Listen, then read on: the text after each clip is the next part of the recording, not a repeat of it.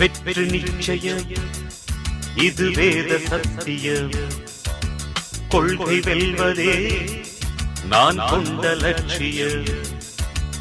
என்னை மதித்தால் என் உயிர் தந்து காப்பே, என்னை மிதித்தால் இரண்டில் ஒன்று பாப்பே. அடே நண்பா, உண்மை சொல்வேன், சவால் வேண்டாம், உன்னை வெல்வேன். வெற்றி நிச்சயம், இது வேத சத்தியம். கொள்கை வெல்வதே நான் கொண்ட லட்சியம்.